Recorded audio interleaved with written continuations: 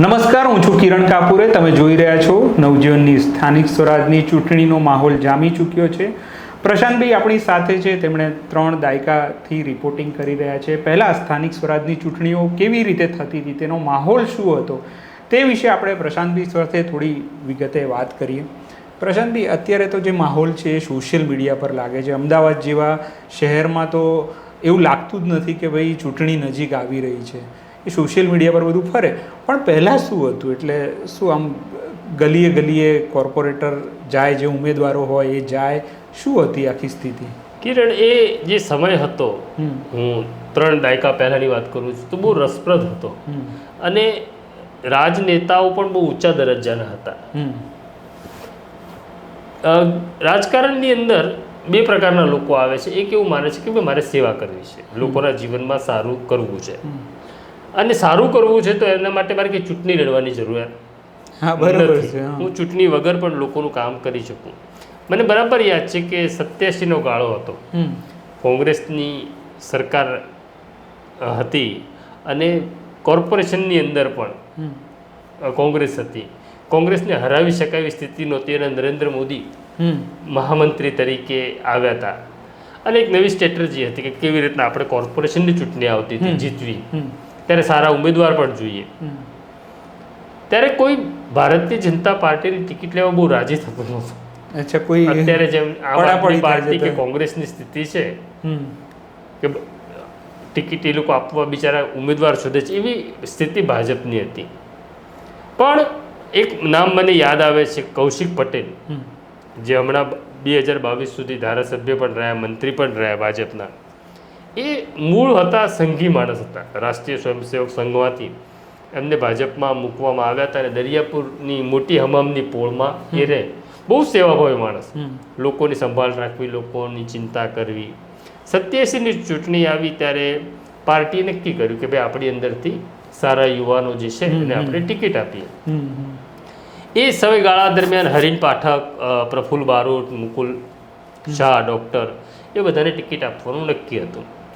Party એવું નક્કી કર્યું કે ભાઈ આપણે ત્યાં હમણાં જ સંઘમાંથી આવેલા એક યુવાન છે કૌશિક પટેલ, મૂળ દરિયાપુરની મોટી હમામની પોળમાં રહે છે, એને પણ ટિકિટ આપી. તો કૌશિકભાઈને જ્યારે પાર્ટી એવું કીધું કે તમારે ચૂંટણી લડવાની છે કોર્પોરેશનની, ત્યારે એણે કીધું નહીં, ચૂંટણી બૂંટણી રહેવા દો, મને તો આ જ કામ ગમે છે, મારે તો લોકોની સેવા. તો પાર્ટીએ કીધું કે ભાઈ ચૂંટણી જીતીને પણ લોકોની સેવા થાય ને, તો કે ના, મારે ચૂંટણી નથી લડવી. એ સમય એવો હતો કે કૌશિક પટેલ ચૂંટણી લડે એના માટે પાર્ટીના નેતાઓ રાત્રે 2 વાગ્યા સુધી એમના ઘરે બેસી રહ્યા એમને સમજાવવા માટે. અને રાત્રે 2 વાગે માન્યા કે સારું, તમે કહો છો તો હું ચૂંટણી લડીશ. એ લડ્યા પણ ખરા અને જીત્યા પણ ખરા. પછી તો એ ધારાસભ્ય થયા, મંત્રીમંડળમાં રહ્યા. તો આવા લોકો પણ હતા કે જેમનું લક્ષ્ય સેવા હતી પણ ચૂંટણી નહોતી. હવે આજે તો સમય બદલાયો છે. આજે તો પડાપડી થઈ. ભારતીય જનતા પાર્ટીમાં એટલે મેં કીધું ને કેટલા સામાન્ય લોકો પોળમાં રહેનારને ટિકિટ મળી. આવા જ એક નેતા હતા જયેન્દ્ર પંડિત. રાયપુર પાસે આવેલી, મને યાદ હોય તો ઢાલની પોળમાં એક નાનકડી કરિયાણાની દુકાન ચલાવે. અચ્છા. એમને બધા પંડિત કાકા કે જયેન્દ્રભાઈ કે. એ નાનકડી કરિયાણાની દુકાન ચલાવનાર કાકા જયેન્દ્ર પંડિતને ભાજપે, એટલે ત્યારે તો જનસંઘ હતું, જનસંઘની એના ઉપરથી ચૂંટણી લડતા હતા, જીતતા હતા, વિરોધ પક્ષમાં બેસતા હતા ત્યારે. અને એવા સામાન્ય લોકોને આ પાર્ટી ટિકિટ આપતી હતી. અચ્છા. પણ આમાં એવું છે કે પ્રચાર પ્રસારનો આજે જે મામલો છે એ વખતે કેવો નજારો હતો પ્રચાર પ્રસારનો? એટલે ત્યારે તો એવું હતું કે તમારે દિવાલ ઉપર જવાનું, બરાબર છે, અને કોઈની દિવાલ ઉપર ચિત્ર દોરવાનું, ગાય અને વાછરડું. ત્યારે કોંગ્રેસનું સિમ્બોલ ગાય અને વાછરડું હતું. જનસંઘનો દીવો હતો એનું સિમ્બોલ, તો એ દોરવાનો, મત આપો એવું લખવાનું. આ પાર્ટી જે મોટી થઈ છે ને, આની અંદર ભારતીય જનતા પાર્ટીમાં બહુ બધા નાના નાના લોકોનું યોગદાન છે. મેં કીધું કે જયેન્દ્ર પંડિત, એક કરિયાણાની દુકાન નાનકડી ચલાવનાર માણસને તમે કોર્પોરેટર બનાવો, પછી મેયર પણ થયા 87માં. અચ્છા. પણ એક સૌથી અગત્યનું જે પાર્ટીના હવે બહુ ઓછા જૂના લોકો રહ્યા છે, તમને ખબર હશે, એક તલાટી કાકા હતા. તલાટી કાકા હતા. એ પેઇન્ટિંગ કરે.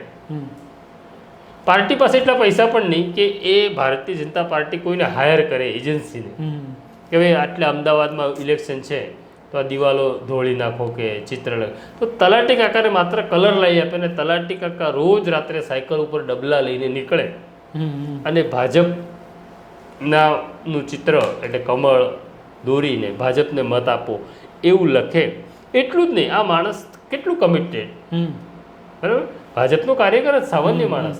આ લખવાનું નહીં, એણે બાધા રાખી હતી કે જ્યાં સુધી કેન્દ્રમાં ભાજપની સરકાર નહીં આવે ત્યાં સુધી હું બોલીશ નહીં, મૌન વ્રત ધારણ કરીશ અને પગમાં ચપ્પલ પહેરીશ નહીં. થોડા વર્ષો પહેલાં જ એટલે એ સરકાર જોઈ ન શક્યા કેન્દ્રની, ગુજરી ગયા, પણ બોલીશ નહીં, હું મૌન રાખીશ. કેમ કે મારી પાર્ટીને મારે દેશમાં જોવી છે. આજે તો એટલે બીજેપી પાસે આવું ભંડોળ નહોતું, એ તો કોઈ કલ્પી પણ ના શકે. આજે આવા લોકો આ પાર્ટીની ચૂંટણી થતી હતી ત્યારે જ્યારે જયેન્દ્ર પંડિત વિરોધ પક્ષના નેતા હતા, ઉંમરલાયક વ્યક્તિ હતા, અને અમદાવાદના મેયર રફીઉદ્દીન શેખ હતા, કોંગ્રેસની સરકાર હતી. જયેન્દ્ર કાકાને એવું થતું કે જ્યારે કોર્પોરેશનનું બોર્ડ હોય ત્યારે સ્વાભાવિક છે કે વિરોધ પક્ષમાં હોય આક્રમક રજૂઆત કરે. તો કાકા એટલે જે સામાન્ય સભા મળે એના ડાયસ ઉપર જે બેસે મેયર બેસે એને સભાપતિ કહેવામાં આવે. તો કાકા આક્રમક રજૂઆત કરતી વખતે ઘણી વખત એવું થાય કે જયેન્દ્ર કાકાથી ગાળ બોલાઈ જાય, ઉંમરનો તકાજો કે એમની ટેવને કારણે. તો કોંગ્રેસવાળા ઊભા થઈ જાય અને એવું કહે કે માફી માગો, મેયરને તમે ગાળ આપી. તો રફીઉદ્દીન શેખ જે મેયર હતા એક પોતાના સભ્યોને બેસાડી દે અને એ એવું કહે કે જયેન્દ્ર કાકા મારા વડીલ છે, પંડિત સાહેબ મારા વડીલ છે, એમણે માફી માગવાની ના હોય. તો આજે આખો ખેલ ઊંધો છે. તમે આજે કોઈ માણસ વિરોધ પક્ષમાં અત્યારે કોઈ ગાળ આપી દે તો આસામ સુધી તમારી ધરપકડ થઈ જાય. તો એવું કે મારા વડીલ છે, ભલે બોલ્યા, ગાળ બોલે, કંઈ વાંધો નહીં, માફી નહીં માગવાની કાકા, તમે મારા વડીલ છે, બોલો, ચાલુ રાખો. અને વાત એવી રીતના આખો સંબંધ એટલે પાર્ટીનો સંબંધ નહોતો, માણસ તરીકેનો સંબંધ હતો. બીજું એક કાયદો વ્યવસ્થા એ વખતે, આજે તો આમ થ્રુ એકદમ સરળતાથી આ સ્થાનિક સ્વરાજની ચૂંટણી, જોકે પોલીસ બેડાને નહીં લાગતું હોય એટલા સરળતાથી, પણ પ્રમાણમાં શાંતિથી થાય છે ચૂંટણી. એ સમયે ત્યારે છે ને કિરણ, પ્રચાર આ રીતના નહોતો થતો, બરાબર છે. ત્યારે તમારી પાસે લોકો પાસે જવા માટે બે જ માધ્યમ હતું. એક તો કાં તમે નાની મોટી સભા કરી લો, કાં પછી રિક્ષાની ઉપર ભૂંગળા લગાડીને એ રિક્ષાઓ નીકળતી કે ભાઈ ભાજપને મત આપો, કોંગ્રેસને મત આપો, એકાદું ગીત કંઈ ચાલતું હોય, એવી રીતના પ્રચાર થતો હતો. અને કેવા સરળ લોકો હતા, એટલે કે સત્તા એના માટે નથી કે આપણે સંપન્ન થઈએ અને આપણે આ સત્તાના માલિક નથી, આપણે ટ્રસ્ટી છીએ. કોંગ્રેસના એક મેયર હતા કૃષ્ણવર્ધન જોશી. તો કૃષ્ણવર્ધન જોશી મેયર થયા કોંગ્રેસમાં અને એમણે એવું કીધું, એમને પછી પેલું ગાડી બંગલો બધું મળે મેયર તરીકે. એમણે એવું કીધું કે હું ટ્રસ્ટી છું, હું બંગલો તો ન જ લઈ શકું પણ ગાડી પણ નહીં લઉં. અને મેયર હતા ત્યારે પણ એ એમટીએસ બસમાં જ ફરતા. અચ્છા, એ નવી. આજે કોઈ મેયર બસમાં, અને એક દિવસ નહીં, પેલું પ્રતિકાત્મક નહીં, એ મેયર રહ્યા ત્યાં સુધી એમણે બસમાં જ પ્રવાસ કર્યો. એવી રીતના આપણી ત્યાં બાબુભાઈ જસભાઈ પટેલ મુખ્યમંત્રી હતા, ધોતી પહેરવાની, જબ્બો પહેરવાનો, હાથમાં એક થેલી હોય. બાબુભાઈ જસભાઈ પટેલ પણ એસટી બસમાં ફરતા હતા. તો આવા નેતા આપણી પાસે હતા, બંને પક્ષે હતા. એવું નથી કે કોંગ્રેસ પાસે જ હતા અને ભાજપ પાસે જ હતા, બંને પક્ષે એવા હતા. અને જયેન્દ્ર પંડિતના દીકરાનું લગ્ન હતું. હવે એમની આર્થિક સ્થિતિ સારી નહોતી, તો રફીઉદ્દીન શેખ એમના ઘરે પહોંચી ગયા અને કાકાને હાથ જોડીને કીધું કે તમારા દીકરાનું લગ્ન છે, જવાબદારી મારી છે કાકા. અચ્છા, એટલે એવું નહોતું કે મેનેજ કરવા હું આવ્યો છું.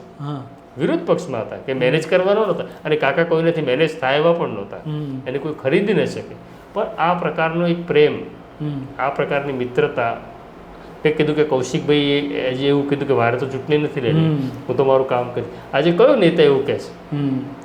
આ નેતાઓથી જ કદાચ આ પક્ષ આટલા મોટા થયા. હા. પછી મહિલાઓનું પ્રતિનિધિત્વ આ સ્થાનિક સ્વરાજમાં એમાં કશું કેવું હોય તો તમારે કે એ ક્યારે થયું કાં તો પછી ત્યારે મહિલાઓની ટિકિટ તો મળતી હતી જ. એટલે કોંગ્રેસ હોય કે ભાજપ હોય, પણ મહિલાઓ ઓછી આવતી હતી. અચ્છા. રાજકારણ પ્રત્યે મહિલાઓનો લગાવ પહેલેથી ઓછો હતો, પણ પછી હવે આ અનામત આવી, મહિલા અનામતને આવી, એના કારણે આ સંખ્યા વધવા લાગી. પણ ખાસ કરી જે છે ને બંને પક્ષે, એટલે બંને લોકો મેં કીધું, કૌશિક પટેલ જ્યારે ચૂંટણી લડે ત્યારે હરીન પાઠક કોર્પોરેટર હતા, કૌશિકભાઈ, જે પછી કેન્દ્રીય મંત્રી સુધી પહોંચ્યા. કેન્દ્રીય મંત્રી સુધી પહોંચ્યા. મને યાદ આવ્યું કે સ્થાનિક સ્વરાજની ચૂંટણી આવી એટલે અશોક ભટ્ટને ન ભૂલવા જોઈએ. તો અશોક ભટ્ટ કેવી રીતના રાજકારણમાં આવ્યા? તો અશોક ભટ્ટ અમદાવાદની અંદર ત્યારે જે અત્યારે સાબરમતી નદી વહે છે, આમ તો હવે નર્મદાના પાણીથી, એ ચોમાસામાં જ વહેતી. ચોમાસું જતું રહે એટલે પછી ત્યાં રેત થઈ જતી, ખુલ્લી હતી, પાણી નહોતું રહેતું, એટલે સર્કસ આવતું, રશિયન સર્કસ આવે ને એ રેતીમાં સર્કસ મોટો તંબુ નખાય, જાયન્ટ તંબુ હોય. હવે એ જે રશિયન સર્કસ આવે કે સાઉથ ઇન્ડિયાથી દક્ષિણ ભારતે, તો એ લોકોને તો આપણી ભાષા આવડતી ન હોય, ગુજરાતી, તો કોમેન્ટ્રી આપવા માટે કોઈ ગુજરાતીની જરૂર પડે. તો આ સર્કસની અંદર અશોક ભટ્ટ કોમેન્ટ્રી આપવાનું કામ કરતા કે જુઓ હવે સિંહ આવશે ને હવે જોકર આવશે ને. તો આ સર્કસ જોવા માટે જનસંઘના એક નેતા હતા ગાભાજી ઠાકોર, બહુ સિનિયર માણસ હતા, પ્રમાણિકતાથી. એમણે જોયું કે આ છોકરો બહુ સરસ બોલે છે, એટલે એને જનસંઘમાં લઈ આવ્યા સર્કસમાંથી જોઈને. કોર્પોરેટરની ટિકિટ આપી, અશોકભાઈ ચૂંટણી લડ્યા, જીત્યા, અને પછી તો એ ભારતીય જનતા પાર્ટીમાં બહુ અગત્યના માણસ થઈ ગયા, મિનિસ્ટર થયા, અધ્યક્ષ થયા. તો આ પ્રકારે પાર્ટી માણસોને શોધતી હતી. અને હવે છેલ્લો સવાલ કે હવે કોર્પોરેશનની ચૂંટણી કે આ સ્થાનિક સ્વરાજની એ બી હાઈ પ્રોફાઇલ થઈ ગઈ, એટલે એમાં પણ હવે આપણે ગૃહમંત્રી કે વડાપ્રધાન, ત્યારે એવું હતું કે પૈસા ન હોય તો પણ ચાલી જતું. ત્યારે એ રીતે ચાલતી, એ રીતના હતું કે તમારી પાસે પૈસા નથી, સારા માણસ છો ને તો ચૂંટાઈ જશો. કારણ કે ખરેખર સ્થાનિક સ્વરાજની જ હતી, ત્યાંની લોકલ જે. એટલે જયેન્દ્ર પંડિત પાસે ક્યાં પૈસા હતા, કૌશિક પટેલ પાસે ક્યાં પૈસા હતા? આપણે ગઈકાલે એક સ્ટોરી કરી કે વડોદરામાં સાવધાન પક્ષની સ્થાપના જસપાલસિંહે કરી અને કોર્પોરેશનની ચૂંટણી જીત્યા, ત્યારે એમણે કહ્યું કે વોટ પણ આપો, નોટ પણ આપો, અને ચૂંટાતા હતા.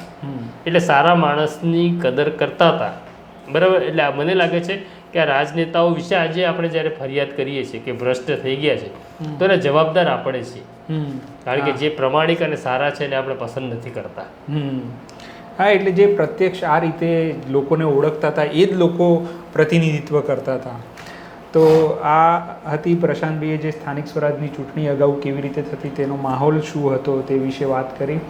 આ પ્રકારની ચર્ચા લઈને અમે આવતા રહીશું. અત્યારે મને અને પ્રશાંતભાઈને રજા આપશું. નમસ્કાર.